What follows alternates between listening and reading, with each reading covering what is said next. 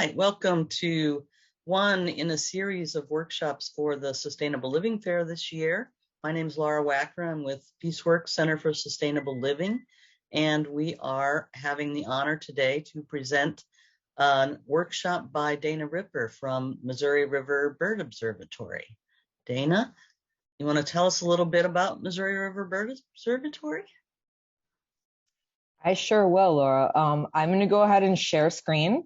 And I have just a couple of intro slides for everyone about the MRBO and kind of where I'm speaking from this evening. So that should be visible to everyone, I think, right? Okay, great. Thank you so much for having me. I'm very happy to be part of this Earth Week, Earth Month series with the center. So yeah, thank you very much. And I'm happy to be here on Earth Week. So this is myself. I'm coming to you live from Saline County, Missouri this evening from just outside of Marshall. I am a wildlife biologist, and in 2010, with my husband, co-founded the Missouri River Bird Observatory. We are based in Arrow Rock, Missouri, and actually in the weekend of May 14th, we will actually have our visitor center open for the first time on Main Street in Arrow Rock. So folks are welcome to come visit us there on weekends. Before coming to Missouri, the big red star, of course, in the middle, I did what a lot of wildlife biologists do, and I worked in various places on various projects all over the country. Sort of what Katie was talking about a little bit earlier, if folks were on there, just some ecological studies. Mine were all on birds. And of the places that are probably most pertinent to the talk this evening, that would be up here. I did some shorebird work in Prudhoe Bay, Alaska in the oil fields, and then some work down in Southwest Louisiana, actually on oil company land, doing work on migratory birds. And that was basically in what is known as Cancer Alley in Louisiana and Texas because of the petrochemical development and associated pollution that is there. So the Missouri River Bird Observatory, we are dedicated to conservation via science, education, and conservation policy advocacy. So this evening, with my hat on of plastics, I'm also coming to you as a partner organization with Break Free from Plastic and as a volunteer speaker bureau member of the organization Beyond Plastics, which is based in Bennington, Vermont. Another association that MRBO has is the Story of Plastics. Some folks on here have probably seen this documentary. We hosted a screening of it, I believe in late 2020 during the pandemic, and had a panel of speakers from Missouri speaking about plastic in our watersheds in our state. So if you haven't seen this movie, I would highly recommend watching it. It's a really, really excellent summary of the situation that we're facing with plastic right now. So this is what originally got me personally into plastic. I started seeing more and more pictures like this one or like these here, and realized that it wasn't just in my mind that plastic was becoming a much more pervasive problem and starting to really affect wildlife very detrimentally and very significantly across the world. So these are albatrosses, the picture before, and this one as well, and they tend to nest in colonies on uninhabited islands, mostly in far-flung ocean regions. And so, seeing this means that our plastic waste is reaching some really, really remote locations and affecting wildlife there. It's not just, right in the creek in, our backyards where we see some plastic pollution happening. So this is what got me into it. And this has become something that, of course, wildlife biologists, ornithologists, conservationists around the world are really coming to see as a very, very prominent problem that we need to address as soon as possible. So we're starting to see, and on, I suppose, the positive side, folks even outside of the conservation realm are starting to see more and more pictures that look like this, right? I'm sure all of you have seen images like these or these exact ones and certainly this one. And I'm sorry to show this to people. I don't even like looking at it as it's up on my screen. But this turtle, I'm sure all or most of you have heard of this video that went viral on YouTube and has at least 30 million views.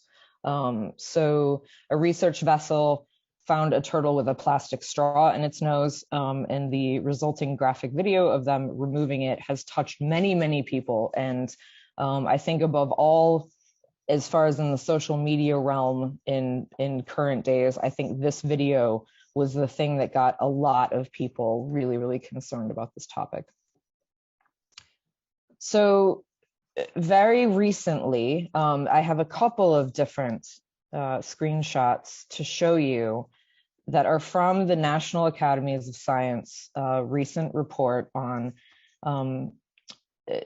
the US's role in plastic pollution and management and our effects across the globe as a country. And so this was part of a commission that was based on the bipartisan Save Our Seas 2.0 Act that was passed during the 2019 to 2020 Congress, which is, in and of itself pretty impressive that, this happened. And one part of that act, which was, subtitled Combating Marine Debris, was that the National Academies of Science were commissioned to form a panel and to study the problem in great depth. And so they published that report at the end of 2021, and then proceeded to put on a series of webinars really kind of explaining the results. And I thought some of the things that they shared were, important enough to show you the exact slides they had.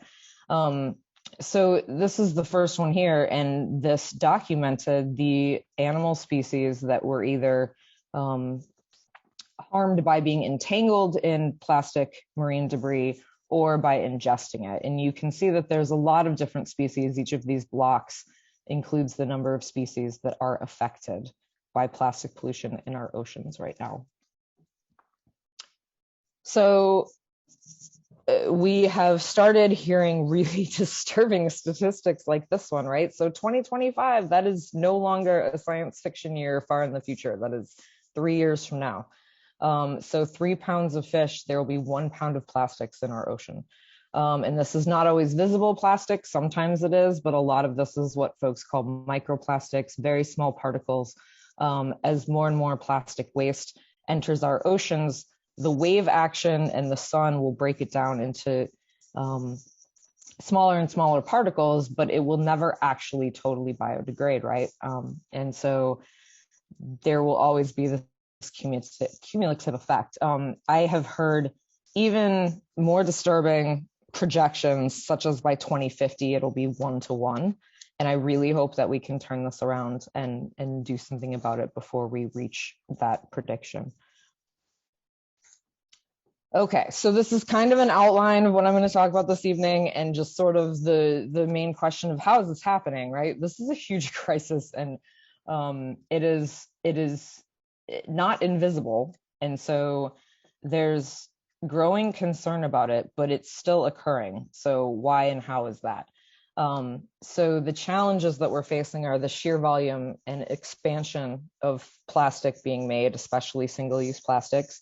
I'm going to talk a bit about the extraction and origin of the materials and why that is very, very harmful, in addition to the waste that we are not managing properly. And of course, the answer to the question, if we can't figure it out, is money, right? So that's what's ultimately behind a lot of this. But we're also going to talk about solutions and how there's a lot of hope, a lot of research, and a lot of public awareness. And then some of what you can do about it yourself, although you'll see throughout the course of this evening that we really need to work at the systemic level, not just at the individual level. Okay, so how did this start and how did this happen? So the very first plastic was produced in the year 1906. Plastics are polymers of petrochemicals, so petroleum and fossil fuel products with chemicals. They were and have been and sometimes are touted as miracles of modern chemistry. Basically, they're just extremely strong polymers, so long chains of molecules that we have put together artificially that are very, very hard to break, hence the fact that plastic does not biodegrade well. So the very first plastic in 1906 was derived from coal tar and wood oil at that time, and it was a phenol formaldehyde resin. I have a tough time pronouncing a lot of these different polymer names. But basically phenol, alcohol, and formaldehyde resin. And so during and after World War II, the production and creation really of these polymers really kind of took off until we got to the point where they were touted and advertised as everyday products of convenience. So what you're looking at right now is a picture from a spread in Life magazine in 1955 that is celebrating throwaway living. Literally, like that's what they called this article, and how wonderful it was because of things like this. Because at the time, a lot of this was certainly directed towards women who were caretaking their children and keeping homes, and how much better their life would be if they could just use something and throw it away instead of having to do the chores of cleaning up, etc. So the throwaway living kind of really took off in the subsequent years. And so in 1970, for example, the average American household used 30 pounds of plastic per year. And by 2011, that was 300 pounds of plastic per year. So we got, from the time of plastics creation as a polymer throughout World War II, and then certainly subsequent to that, we've gotten into this cyclical sort of machine of like everything is plastic at this point. So you can see here a graph starting in 1950. Very, very low, not zero, but very, very low. And plastic as primary waste generated along this black line here, and then waste that is discarded. There is some projection that recycling will increase. Hopefully that's true. We're going to talk about recycling. But also incineration is increasing as well. So you can see just an almost exponential rise in the production and use and waste of plastic over this time. Okay, so the problem with plastic at the beginning of its life cycle is what it's made from. So I told you about the sort of beginnings in 1906, and today most plastics are made from byproducts, particularly of hydrofracking, also known as fracking. And I'll show a picture here in a second, but we kind of have a marriage of like the byproducts of fracking and fossil fuel production, and plus the byproducts of the refining process, of which there are multitudes that go in to make our building blocks of all of the things that we know now as plastic. So I would think folks here are probably somewhat familiar with some of the dangers of fracking. There's a lot of them that is, of course, an entirely different talk that many people can give. But what I wanted to point out to you is that one of the byproducts is ethane gas. So it was previously vented, as a lot of other byproducts are, until it was seen that it could be captured and turned into building blocks of plastic. So, that is kind of a catch-22, right? We don't really want it to be vented either. And we're seeing this in some other industries with, the choice is kind of like, do we vent this greenhouse gas into the atmosphere? Or do we use it to make something else that is ultimately equally dangerous? So, we're often told, well, hey, we're not venting it into the atmosphere, we're doing something with it. Well, I mean, it's a bit of a false choice, a false equivalency that neither way really turns out well. So this ethane gas, instead of being vented, is captured. And at this point, it is taken to something known as an ethane cracker plant, aka a cracker plant. And those cracker plants will turn that ethane into ethylene, which is a building block of single-use plastic in general, but single-use plastics particularly. So what you're looking at here is something that people call Nerdls, and this is the main product of a ethylene cracker plant, and this becomes the building block for all manner of other plastic products. What you see on the right there is the cargo ship that sank off Sri Lanka just a few months ago, and it was carrying millions of tons of these Nerdls that were, off to go to manufacture into other plastic products. So here's a view of a petrochemical complex on the Gulf Coast. And here is a view of an ethane cracker plant that's in Pennsylvania. And I wanted to tell you kind of what's going on with these. So at the moment, the petrochemical industry has about 330 of these proposed, new cracker facilities proposed. 47 of these as of last fall of 2021, are in the permitting process, which means that if they're in permitting process, they already have the financing. And so the plan of the industry is to triple plastic manufacturing by 2050. So this is a plan. It's not really just a projection, and I'll show you a couple places where you can read more about it. So if these proposed ethane crackers go through, and for example, one of the new ones in Appalachia that is proposed and in permitting by the Shell Corporation, it is permitted to produce 2.2 million tons of carbon dioxide, 164 tons of particulate matter, and 522 pounds of volatile organic compounds annually. So that is written in its EPA permit request, that it is able to put forth that much in the way of pollution, greenhouse gases, particulate matter, etc.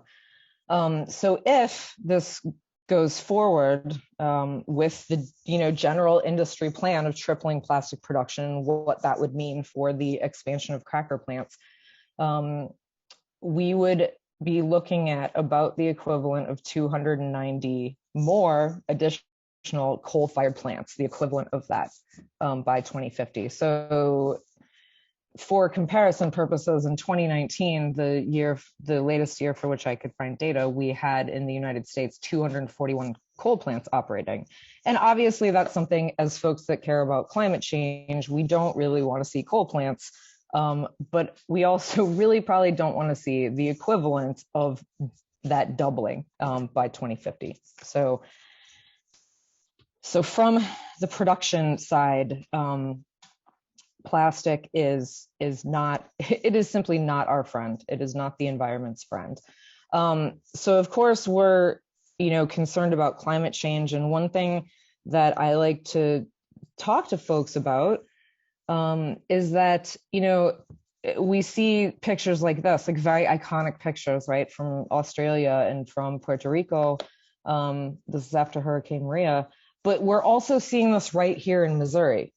This is not, climate change is not just something that's happening with wildfires in California or sea level rise in some of our island nations. It is actually happening right here as well. So here's a little more about the sort of waste end of things. This is a close-up of Nerdls that I mentioned before, microplastics, and this is, from a beach cleanup. And so this is what one of the beaches in Sri Lanka looked like after the sinking of the cargo ship that just recently happened. So you can see it's, still smoking out there in the distance, and this is what is washing up on their beaches. I don't see how this is going to be cleaned up.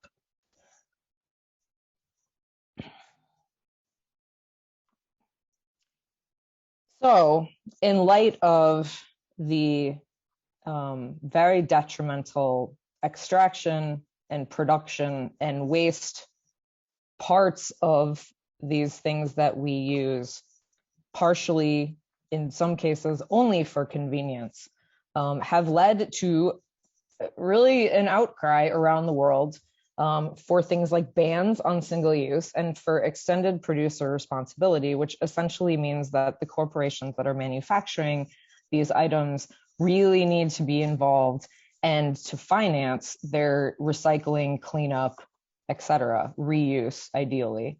And so based on all these factors, the detriment to the environment and the public outcry that is ensuing,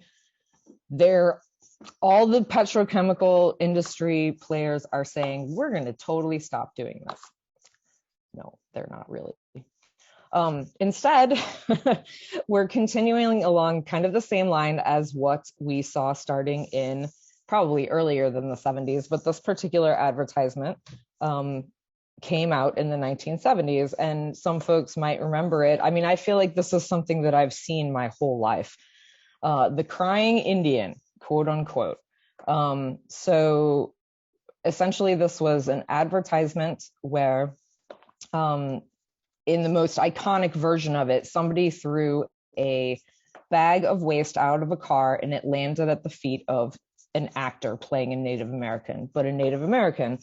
And essentially it was a big shift towards laying the responsibility and the blame for litter and waste ending up in our environment on individuals, on litterers. Litter bugs are bad, right?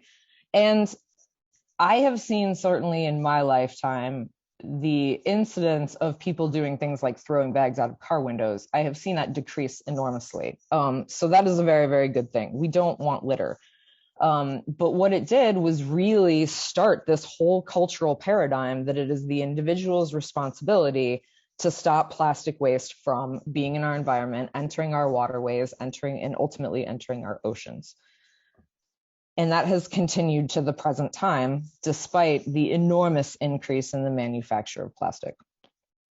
So, folks, until I started really looking into this issue, I did think that possibly it was like in my head that I was like, gosh, even just in my adult life, I've really seen way more plastic. If you go to the gas station and go to the drink section, I remember when it was like all cans, right? And now it is almost all plastic bottles. You can still find a few cans, but things are being replaced more and more by plastic. Things in our grocery stores or at the butcher shop or wherever that weren't previously encased in single-use plastic packaging are now encased in such. And so the increase that we have seen is not just perceived. Half of the plastic that has ever been produced has been made since 2005.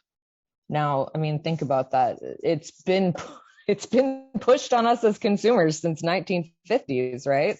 But the vast majority of it has been made, proportionally speaking, since 2005, in the last 17 years. So to touch on, sort of the corporate responsibility or not end of things, here is a map of just some of the facilities. And this is a graphic that came from the story of plastic, but this can be found detailed, in this report right here, which is from the American Chemistry Council. It's a May 2015 report, The Rising Competitive Advantage of U.S. Plastics. And it talks about how the fracking boom resulted in this enormous glut in the building blocks for plastic products.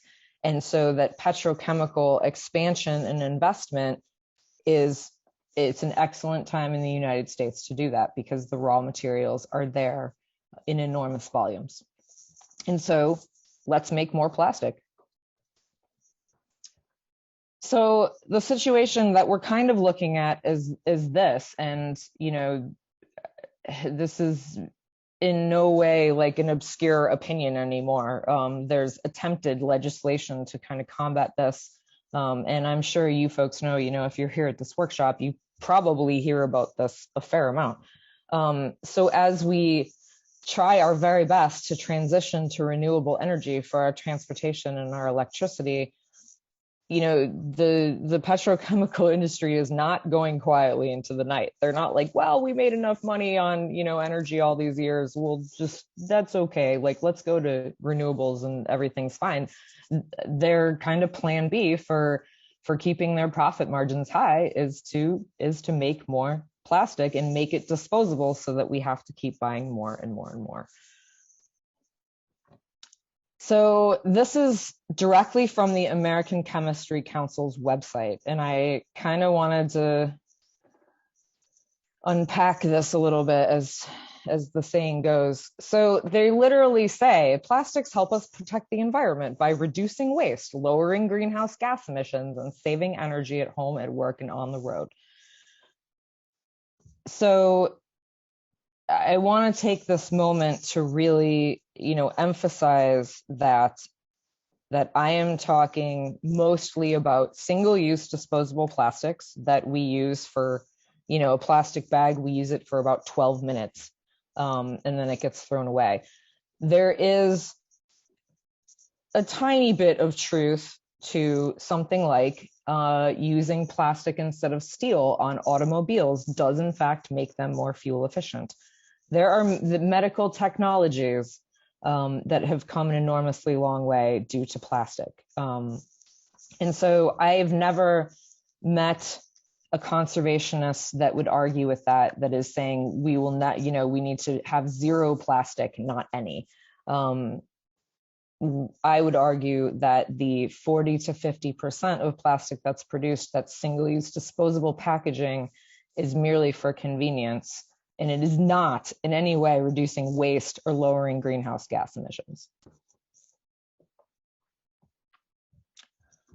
Okay, so a little bit on waste exporting, which is something that it's almost like a whole nother problem in and of itself. There's my map. Okay, so I believe this is a 2019 map. The United States exports a ton of plastic, as do some of other countries that you see here.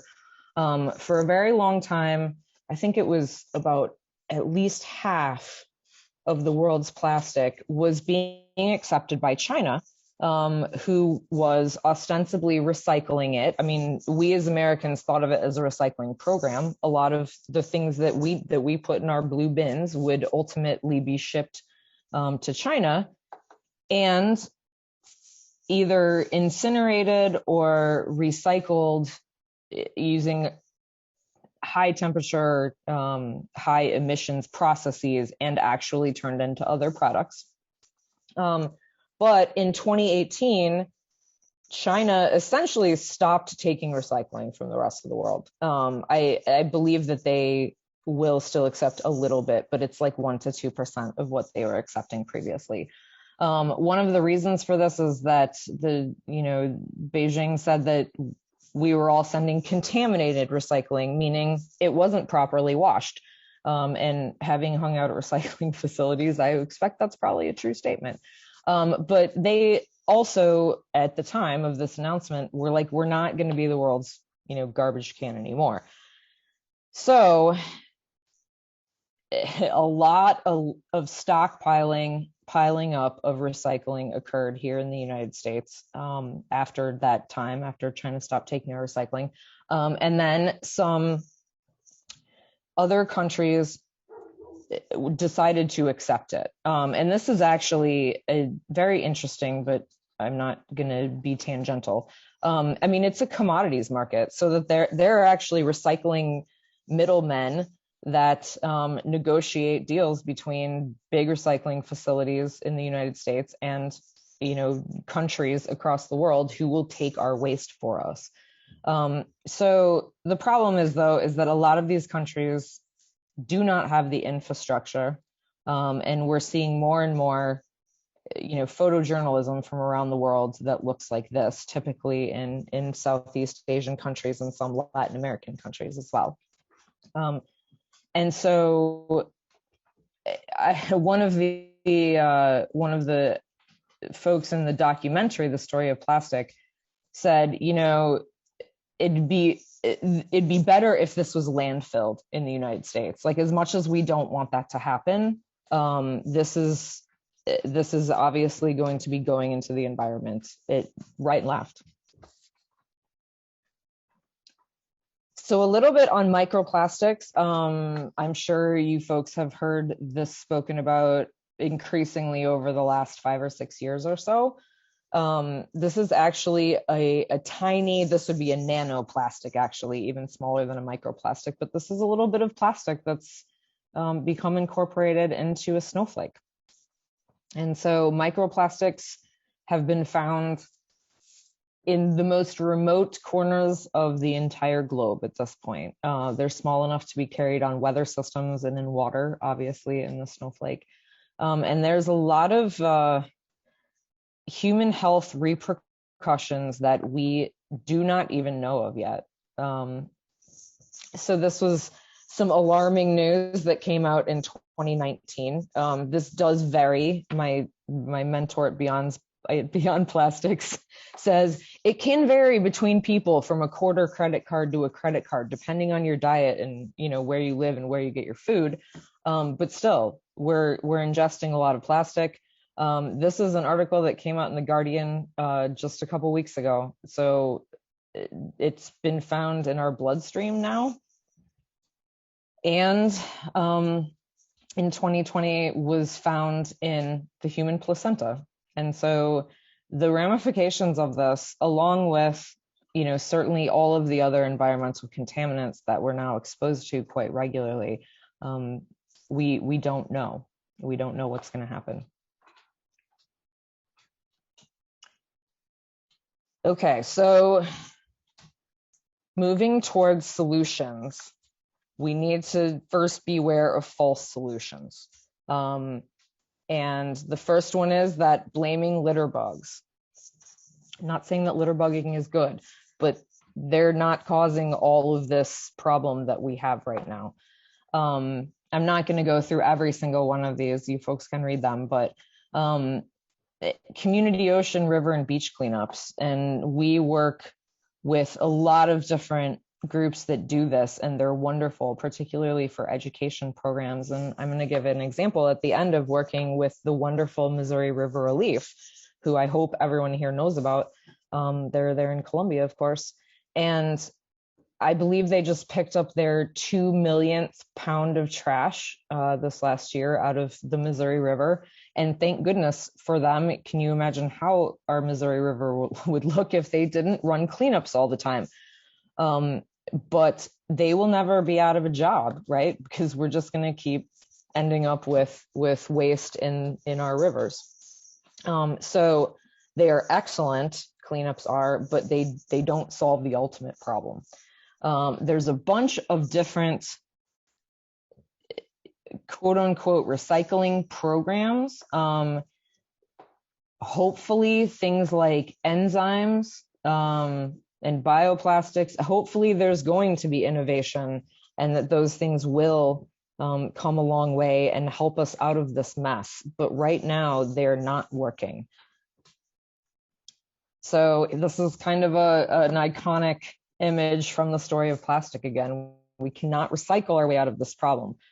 So a little bit on recycling, and I want to find my stats here. So, and please, folks, please know that I totally still recycle. I religiously and drive it to our local recycling facility because you know what? A little bit less than 9% is better than 0, right?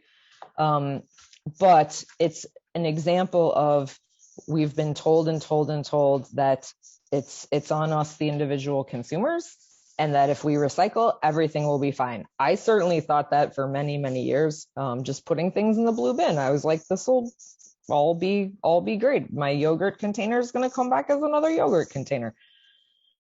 So just some stats here in 2018 on the EPA website about materials and solid waste, which I'm going to give you folks a bunch of links here at the end. But so in 2018, the recycling rates for number 1 and number 2 plastic were about 29%.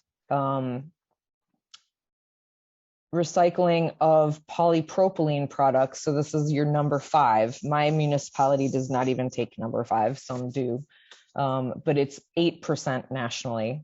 Polystyrene, styrofoam as we know it, its brand name, 0, no recycling, according to the EPA. Like, they actually listed it as negative, which I'm not sure I know what that means, other than it's bad. In comparison, and the United States doesn't have the greatest recycling rates of these other things either, but in comparison, aluminum is about 34.9% recycled. And in that category, cans, about 50% of cans are recycled. And then glass is at about 31.3. So not that great, but still better. So this is a article from Scientific American, and it's very much worth a read. It's another thing I'll give you the link to. But it's some very strong words from that particular publication. And I'll read you just a couple lines from it. The only thing worse than being lied to is not even knowing you're being lied to. It's true that plastic pollution is a huge problem of planetary proportions. And it's true, we could all do more to reduce our plastic footprint. The lie is that the blame for the plastic problem is wasteful consumers, and that just changing our individual habits will fix it. So these are the current statistics. We have about 8 million tons of plastics entering our ocean every single year. And I mean, I've been told since we started recycling in my hometown in Illinois in like the early to mid 90s, and honestly, if recycling were the answer, we wouldn't be having 8 million tons of plastic enter the ocean every year. So another nice graphic from the story of plastic here. So essentially, if you came home and your bathtub was totally overflowing all over your floor, would you get a bucket, and start bailing on your bathtub? You'd probably turn off the tap first, right? So this is where I, and certainly a lot of other folks, think that we need to be at, is we need to simply stop producing this much single-use disposable plastic that doesn't go anywhere but into the environment and into landfills and into incinerators. Okay, so let's talk about better things.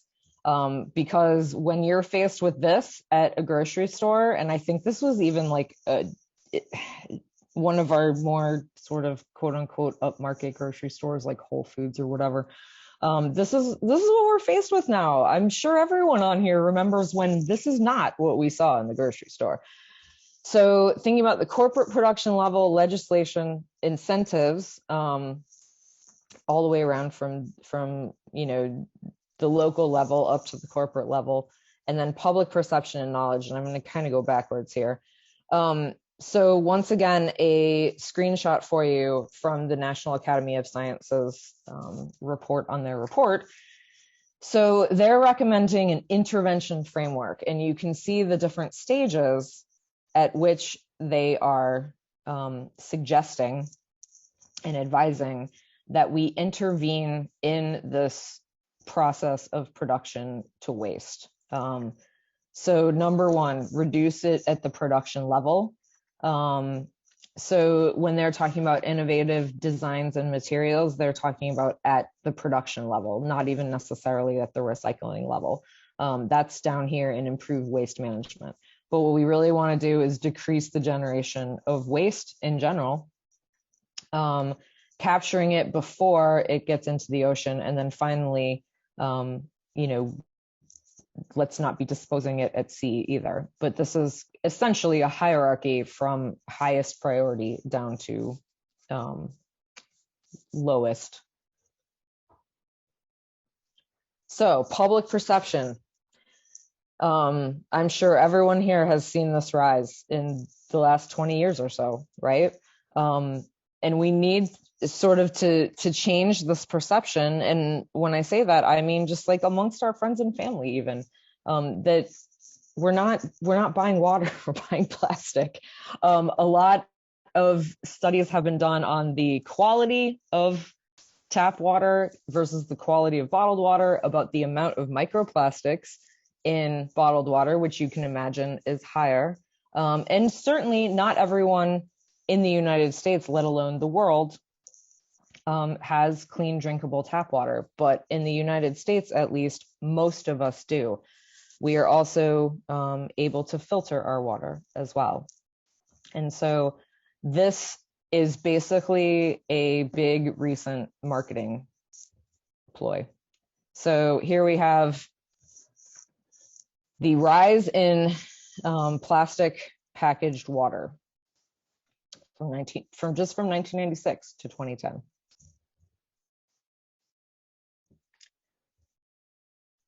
So this is something in the public perception sphere, if you will, that I found interesting, that I saw from another presentation that was made to folks that are environmental advocates. And this is sort of a curve amongst people, which is there's, a certain percentage that are just like, hey, if they get the information, they'll act on it. I've been around folks that are like, wow, I totally didn't know that about how plastic is made or where it's going, or that recycling, didn't work. Gosh, I'm going to alter my ways and talk to some, maybe some local stores or whatever about it. And then the majority of folks will accept that information and say, gosh, we really need to do something about it. But it basically needs to be marketed and incentivized. And then we have folks up at the top here of the right side here who say, you're going to have to make me. Basically, there have to be laws. In this, particular instance, there have to be bans on plastic bags before they will actually stop, going to the grocery store and only using plastic bags. So another way to look at this is this curve. So, basically these folks are like, sure, let's do it. And let's do it right now. And some folks are kind of like, they need more information, they need incentive, they need, really more conversations where they're already at. So not using language that would convince me, but using language about things that are important to them. And then there are, again, the folks, I thought these graphs were interesting because they are from completely different marketing and sociology studies, but the percentages are almost exactly the same. So, folks that will just not want to give up plastic. The folks from whom I learned this mentioned that this is a chasm right here. So, and that we as conservationists are very good at reaching the folks on this end of the spectrum here. The folks that are like, yeah, sure, wow, gosh, that sounds bad, I'm going to change right now. There's a very, very big leap, and a lot of work needs to be done on bridging this gap right here and reaching these folks that are in the middle. Okay, so a little bit about sort of the law end of things. The Break Free from Plastic Pollution Act has been introduced into our United States Congress, I believe, starting in 2020, maybe even 2019. And it's introduced again this year. And so this is where, I'm hopeful, because at least, the highest level of our elected officials in the United States are at least having this conversation. At least it's in front of them. And here's some of the components of that. And again, I'm not going to go through every single one of these bullet points, but there's some of the important things that I've been speaking about tonight. So certain single-use plastic products that are not recyclable would be out. Creating a nationwide beverage container refund program. This is often termed a bottle bill, right? And so essentially that it's something that I think a lot of people are familiar with. I feel like I remember this happening in my lifetime, but having a deposit on a bottle and getting that money back when you give it back. The reason that bottle bills have been resisted is because it is much better for our our drink makers' bottom lines to just, keep selling us stuff and not be responsible to get those bottles back, clean them out, and refill them. And then you can see some things in here: prohibit plastic waste from being shipped overseas to developing countries. And so my understanding is that, one of the things that I find most important in this is a pause on all new plastic facilities. So that scary stuff I told you towards the beginning about, more than 300 cracker plants being proposed and many being in permitting right now, it would put a total pause on those. And you can imagine that industry is not happy about this part of this particular bill. So my understanding from actually having been at meetings, large meetings, like it wasn't like this where I could just, speak up myself, but gatherings where the staffers for the representatives that are proposing the Break Free from Plastic Pollution Act spoke to us. They said that this is very unlikely to be passed as an entire bill, that everything, on the last slide here was almost certainly not going to be passed as one bill, but that they do hope to get various parts of it put onto other bills so that at least some of these aspects can pass Congress. So hope for that at least. So one of the community organizing ideas that a lot of different, states, municipalities, counties, even communities have sort of rallied around in various places across the country is banning just these things. So not trying to pass a more ambitious, like we're going to ban all plastic from our communities or states or whatever, but trying to ban the plastic trifecta. And so the reasons for that is that it's a large volume of waste, of course. These things are easily replaceable by other things, and they're, with one exception that I will state, are, basically a matter of convenience. They're not necessary. So most of these pieces of legislation or proposed legislation I've heard of in the community setting do make an exception for disabled folks that really genuinely need to use a straw like this. So a little plug for Beyond Plastics. If you go on the Beyond Plastics website, you can find the plastic trifecta draft legislation. So if you wanted to take it and try and use it in your community, if you're tuning in from outside Missouri anyway, you could use this template that Beyond Plastics has developed. So folks might know that we are a preemption state here in Missouri, which means that Jefferson City has decreed that no municipality or political subdivision, no community, no county or whomever, we cannot make laws banning plastic bags.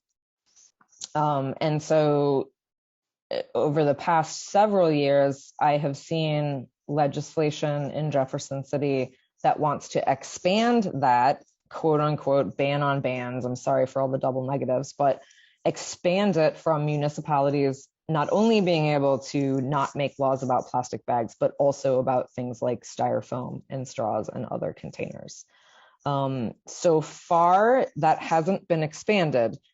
I will note that when I have been at hearings for that legislation, there are many conservationists that are there saying, please don't do this. And there's petrochemical lobbyists right there in Jefferson City, saying, yes, we want people to not have local control over their waste.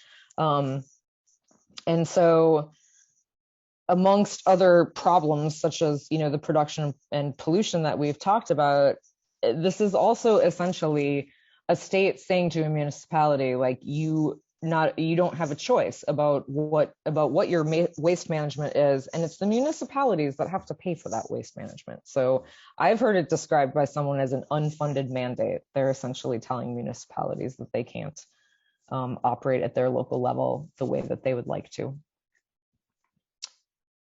Okay. So I think the more information, the better. Knowledge is power, right? So I'm going to share a website or a PDF on a web page that I've put together with a lot of different resources. There's so much out there, and there's a lot of good information out there from many different conservation organizations and advocacy organizations.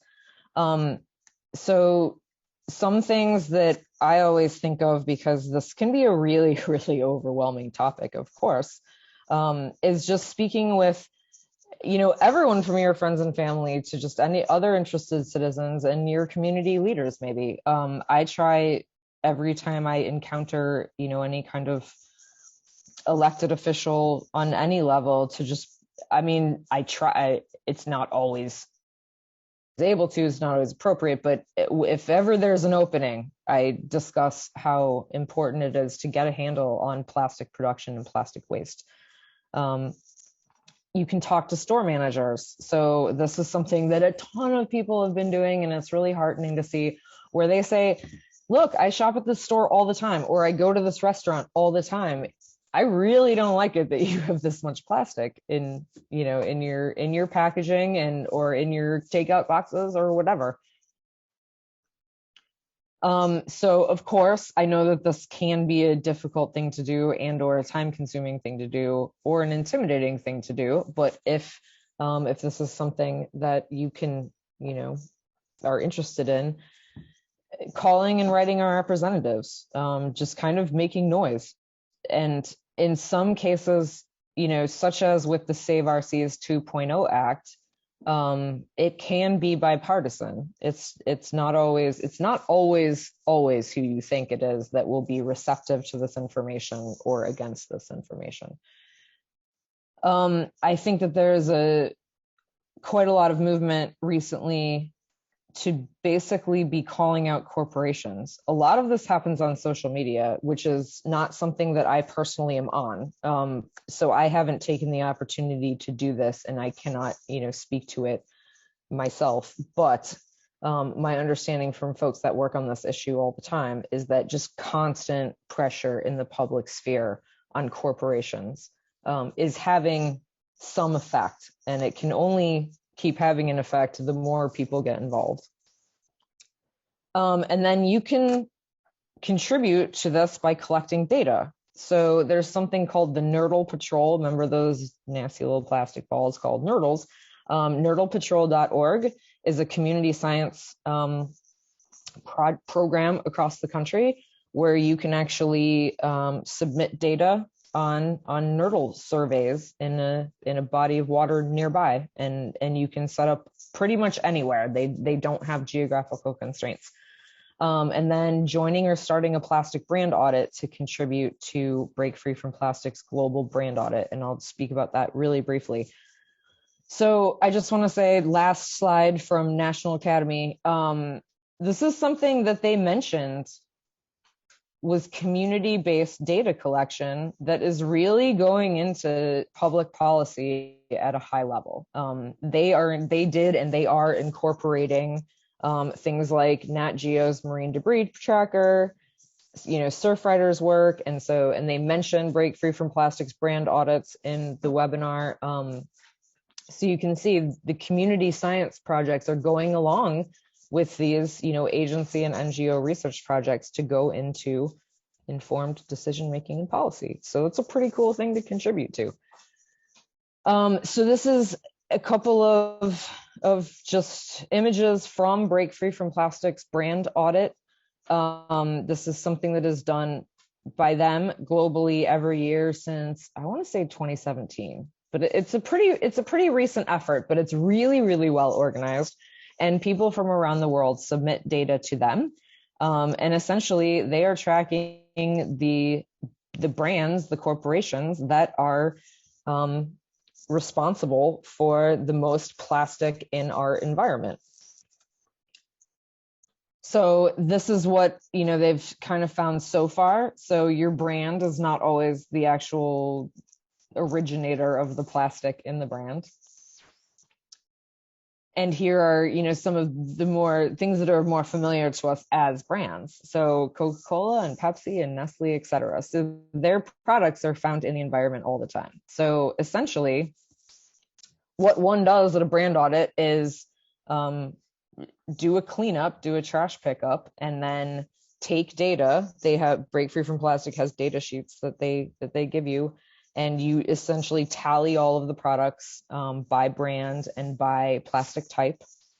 And so my organization did one of these, well, we did two of them actually last September with Missouri River Relief. So MRR was doing their Big Muddy Clean Sweep. This was not even one day of trash that they picked out of the Missouri River. So myself and I think we had 12 or 13 volunteers doing this brand audit. Like, we couldn't even get through it all. It was that much trash. And the Missouri River Relief folks were picking that much out every single day. So it was a wonderful situation because they were doing the cleanup anyway, and we're actually interested in a brand audit, but running a Big Muddy Clean Sweep cleanup is not something that, their staff and volunteers could tack something onto themselves. We had been wanting to do a brand audit, so we just sort of like piggybacked off their event, and it worked very well. And we hope to do a couple of them this year as well. And so this is what it looks like. It's, fairly gross and gnarly. We were masking at the time largely because of COVID. This was September of 2021, but it was also very useful because you can imagine the trash is pretty gross. And so this is what we found just with that audit that was at Waverly, Missouri. Our most frequent brands that we found items for were very similar, as you can see, to the top polluters of Break Free from Plastics global brand audit. But we had, a lot of Walmart water bottles, and we had a lot of little liquor and wine bottles, and a lot of McDonald's cups and Quick Trip, things like that. Lots of styrofoam Quick Trip cups.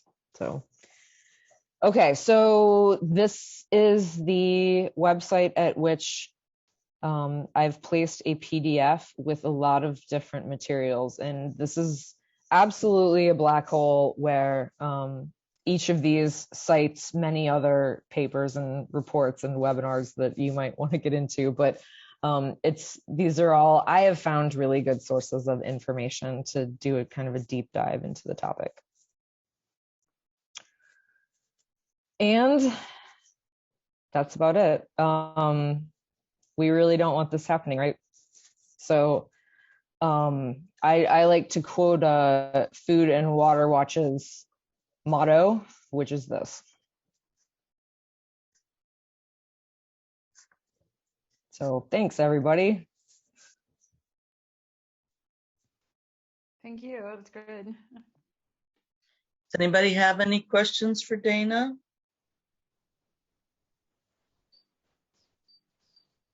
It was an awesome presentation, and I hope that we can post maybe some of the links to some of the bills or, some of the tools that people can use just separately on the event page, so people don't have to watch the whole hour to get it back. But let's see, Deborah, if you want to unmute.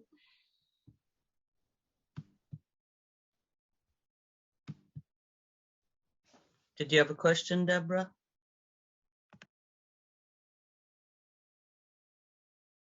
Okay, anybody? Well, it was all very awesome.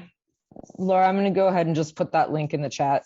Folks can copy it out of the chat or link to it, but lots of good information on there. And you are more than welcome to simply take that link and post it anywhere on, Pieceworks or SLF's materials. Sounds great. There's so much good information, and this is the best plastic talk I've been to. And I've been to quite a few, so I really appreciate you taking the time to do that. And look forward to your next presentation, which will be a week from today. And do you want to talk about that one a little bit, just to see if people want to? Sure. Thank you. So with Laura again, we're doing a presentation on the food system and how our agricultural practices are not the greatest for wildlife and environmental quality. So another starting off very kind of depressing with a lot of facts about wildlife and environmental quality that folks may not know, and then some solutions about how we can, again, sort of individually, but also systemically, hopefully make some changes that are way more positive for both the environment and people ultimately. So we'll be doing it again next week if y'all want to join us.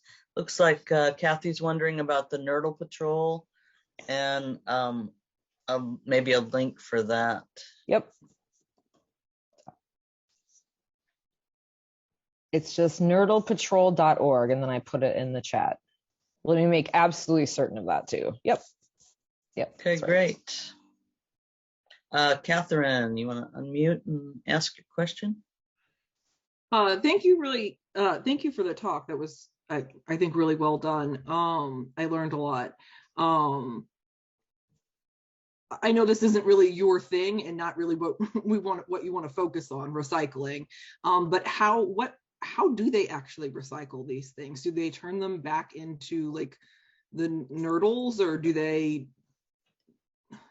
just a general sentence or two, if you could? Yeah, for sure. I don't know, Catherine, if I could do one sentence or two. I'm a little verbose in case y'all haven't noticed.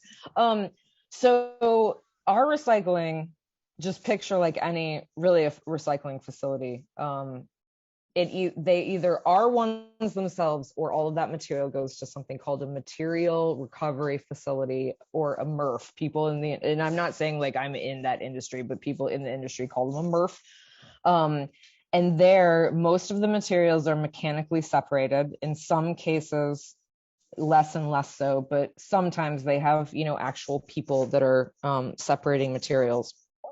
And things like so one of the reasons that plastic bags are hard to recycle and often are not, and are often problematic, is because in these MRFs, in the mechanical separation of materials, the plastic bags like essentially jam up the gears, right? So same with things like plastic film, etc.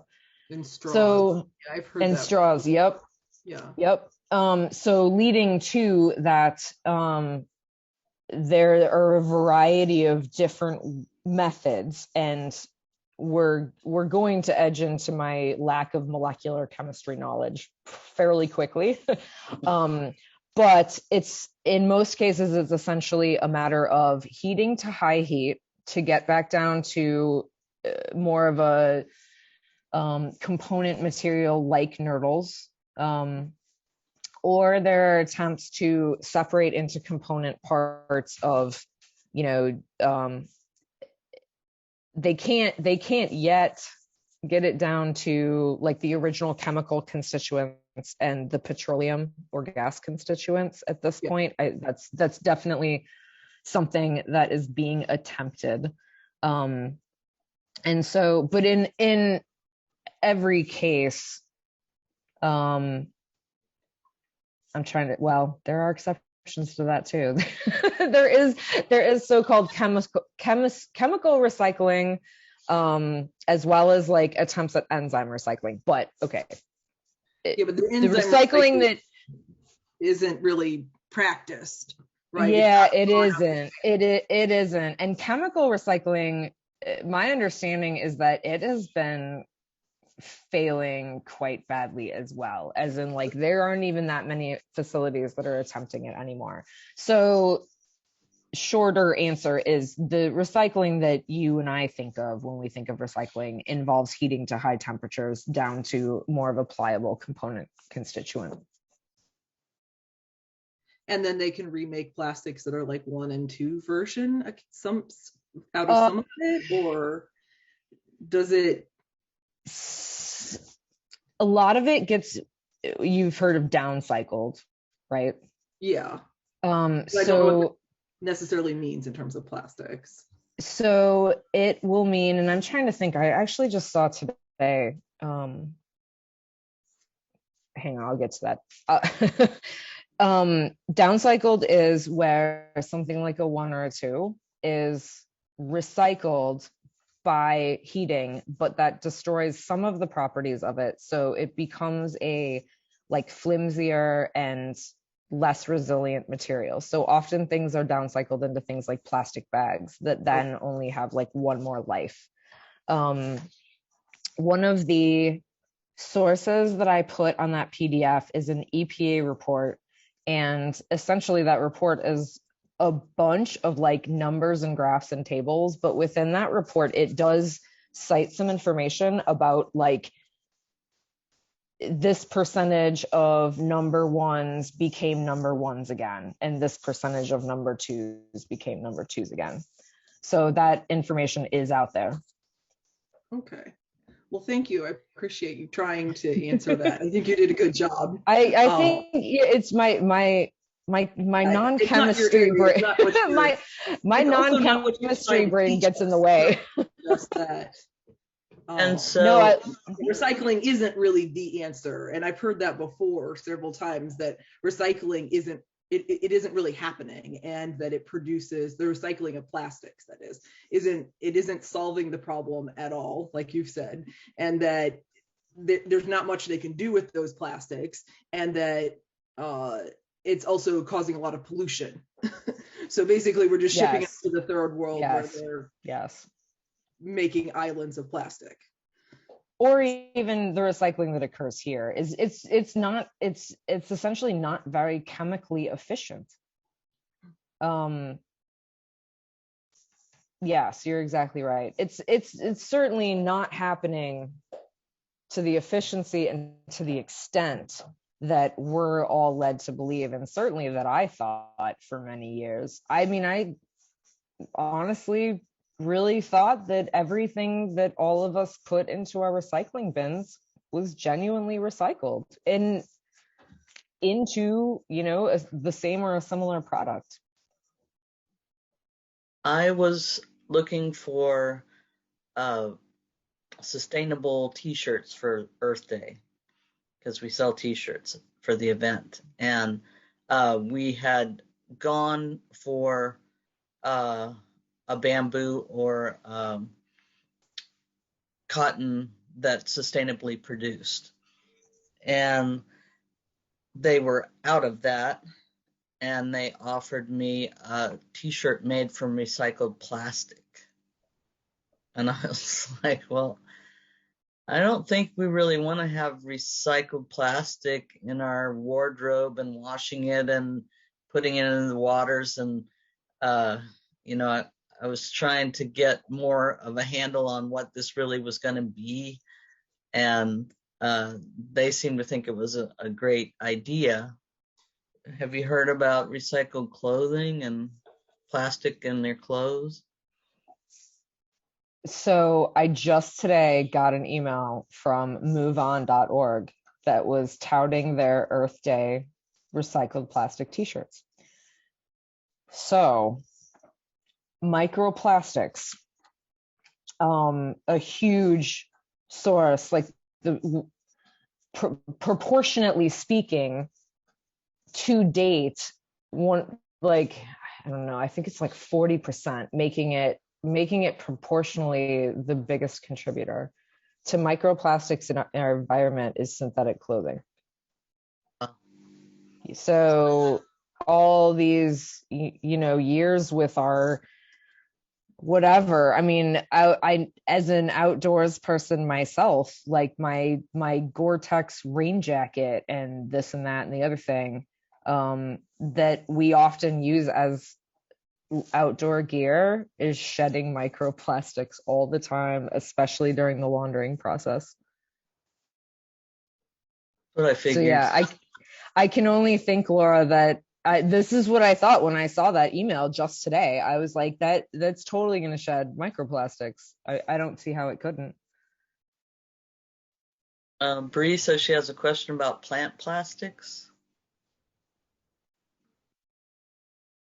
Yeah.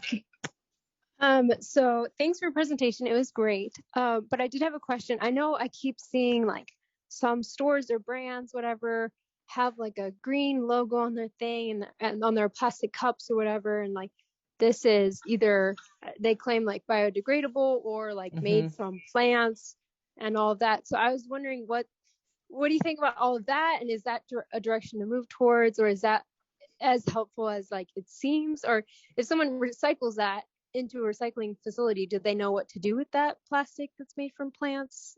I was just questioning that whole process and what that looks like. No, that's great. And I've actually learned the hard way about those products because I have purchased for an event that my organization did a few years ago, compostable plant-based cups to serve in at a public event. And when we were done, we, collected stuff, put it in our household compost here, and turned our composter, cranked it, do. Months later, cranked it, do. And it turns out that in many, all of the cases that I've heard of with these products, that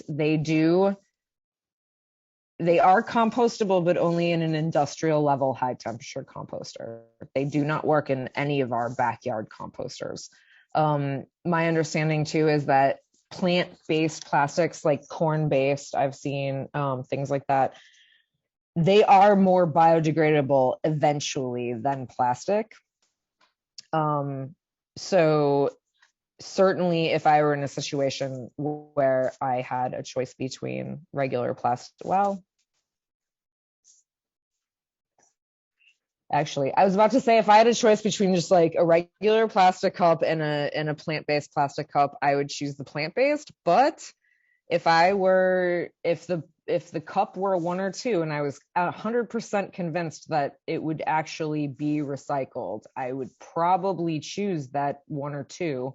But as we've seen, it's got like a third of a chance, right, of actually being recycled. So the recycling facilities would not know what to do with plant-based.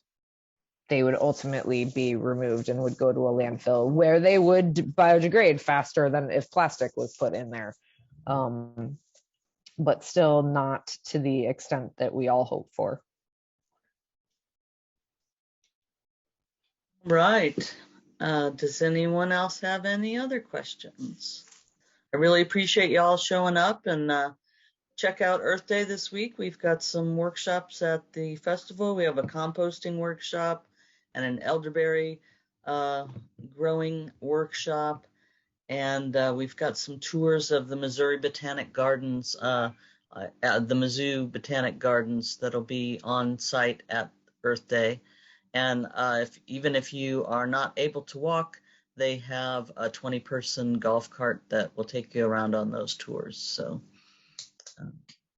and check our ColumbiaEarthDay.org for more information about all of that. Thank you so much, Dana. Thank you, everyone. Appreciate it. Thanks, Laura. All right, everybody have a great night.